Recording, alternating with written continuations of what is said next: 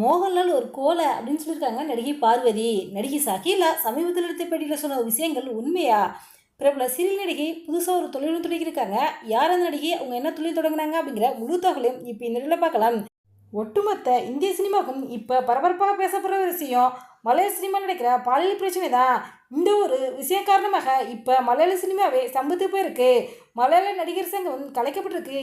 இதை பற்றி நடிகை பார்வதி உங்கள்கிட்ட கேள்வி எழுப்பினப்ப முதல்ல மலையாள நடிகர் சங்கம் கலைக்கப்பட்ட செய்தியை கேள்விப்பட்ட போது இதுவரைக்கும் சங்கத்தின் தலைவராக இருந்தவர்கள் தொடங்கி பொறுப்பாளர் இருந்தவர் வரை எவ்வளவு கொலைகள் என்று தான் நினைக்க தோணுச்சு.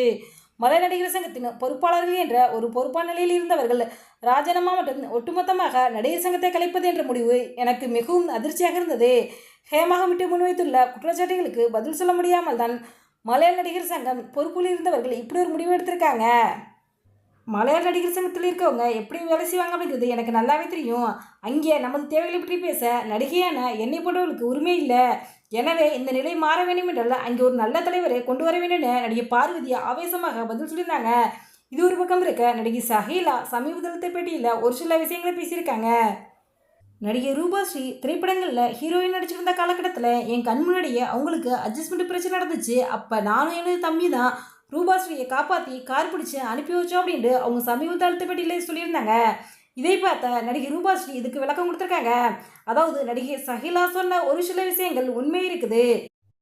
நான் ஒரே நேரத்தில் 2 திரைப்படத்தில் ஹீரோயின் நடிச்சுக்கிட்டு இருந்தேன். அப்போ படக்குழுவினரிடம் இந்த திரைப்படத்துக்கு நான் ஷூட்டிங் முடிச்சதும் அந்த திரைப்படத்துக்கான ஷூட்டிங்கு நான் போகணும், எனக்கு கார் புக் பண்ணித்தாங்க அப்படின்னு கேட்டேன்.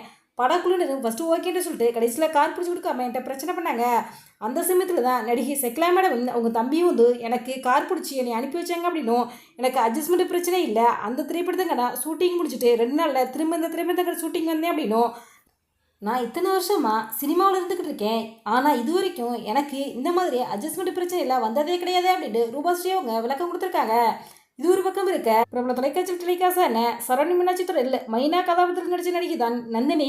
இவங்க இந்த சீரியல் நடிச்சதுக்கு பிறகு ரசிகர்கள் பலரும் இவங்கள மைனா நந்தினி எனவே கூப்பிட ஆரம்பித்தாங்க. இதன் பிறகு பிரபல தொலைக்காட்சி டெலிகாஸ்டான பிக் பாஸ் சீசன் 6 கலந்துக்கிட்டு ரசிகர்களிடையே மிகவும் பிரபலமானாங்க அப்படின்னு சொல்லலாம்.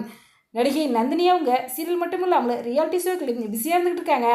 இவங்க சோசியல் மீடியாவில் ஆக்டிவாக இருப்பாங்க. இப்போ அதோட சமூக வலைதள பக்கங்களில் ஒரு பதிவு ஒன்று போட்டிருக்காங்க. அந்த பதிவில் என்ன சொல்லியிருக்காங்கடா, ஹாய் மக்களே, very happy to announcement this is our new own brand Ponnunjal saris.